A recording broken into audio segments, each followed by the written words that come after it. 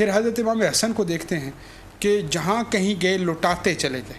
ہم وہ کہتے ہیں نا کہ بہت ہاتھ کھلا تھا, اتنا ہاتھ کھلا تھا کہ ہر جگہ جدھر بھی گئے کوئی کسی کو خالی, وہ مسجد کے اندر بیٹھا ہوا شخص ہے اور اللہ سے دعا کر رہا ہے کہ 40,000 درہم بھی آتا ہے اور 4,000 درہم بھی آتا ہے, تو آپ گھر گئے درہم اٹھائے اور کہا کہ یہ لے لو بھائی, اس میں کیا مسئلہ ہے.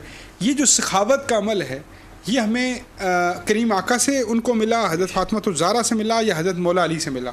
یہ جی حضور علیہ الصلوۃ والسلام کا جو فیضان نبوت کی سخاوت ہی ہے ان کے حصے میں آئی. حضرت علی اور حضرت فاطمہ کو بھی تو حضور علیہ الصلوۃ والسلام سبحان اللہ سبحان اللہ. لیکن ان کو یہ ہے کہ اقبال نے اس بات کو یوں ہی ختم کیا کہ یہ فیضان نظر تھا یا کہ مکتب کی کرامت تھی, سکھائی کس نے اسماعیل کو آداب فرزندی. تو حسنین کریمین یا سبتین کریمین میں کہوں گا رضوان اللہ علیہ مجمعین, ان کو خصوصی طور پہ وہ فیضان نظر ملا تھا جو نبوت کا فیضان تھا, کیونکہ حضور علیہ الصلوۃ والسلام نے فرمایا ابنین ہیں میرے بیٹے ہیں, تو بیٹے باپ کی وراثت کو آگے لے کے چلتے ہیں, یہ پیغمبری سخاوت کو لے کے چلے. اور جس طرح آپ نے فرمایا کہ سید آج تک بھی, یہ بلڈ کا اثر ہے کہ آج تک بھی جو سچا سید ہے اس کے خصائل میں صوفیاء یہ بیان کرتے ہیں کہ وہ سخاوت کا لمبردار ضرور ہوتا ہے.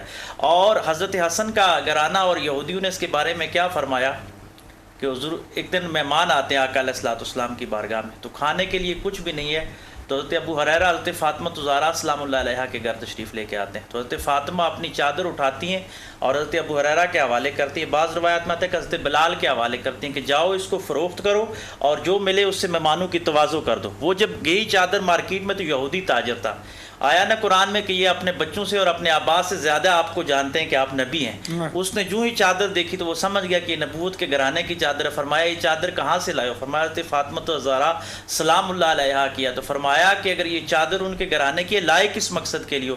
فرمایا ان کے در پہ مہمان آ گئے, کھانے کے لیے کچھ نہیں ہے, وہ تن کے کپڑے آج دیتے ہیں. تو کیا کہا یہودی نے کہا کہ مجھے پہلے لے چلو, میں ایمان لانا چاہتا ہوں, کیونکہ ہم نے اپنی ہلامی کتابوں میں پڑھا ہے کہ جو سچا نبی ہوگا اس کے گھرانے کی یہ نشانی ہوگی کہ اپنے مہمان کی تواضع کے لیے وہ اپنے تن کے کپڑے تک فروخت کر دیا کریں گے. تو یہ وہ گھرانہ تھا. اور بطور امتی ہمارا کردار دیکھیں کہ مہمان آئے تو پہلے تو بہانہ ہے کہ اللہ کرے آئی نہ, ٹھیک ہے, ہم بیچ میں سے نکلنے کی کوشش کرتے ہیں, اور اگر آ ہی جائے تو ہم پھر اتنا بڑا ناک بناتے ہیں, اتنا بڑا منہ بناتے ہیں, بیٹیاں آ جائیں, بیٹے آ جائیں, نواسی نواسے آ جائیں, یا پھر بھائی سکا آ جائے, تو یہ ہوتا ہے عالم کے گھر میں کچھ بھی نہیں ہے تو اپنی چادر مبارک. سبحان اللہ سبحان اللہ. اچھا, امام حسن کا جو نام تھا اس پہ بڑی ساری باتیں کہی جاتی ہیں.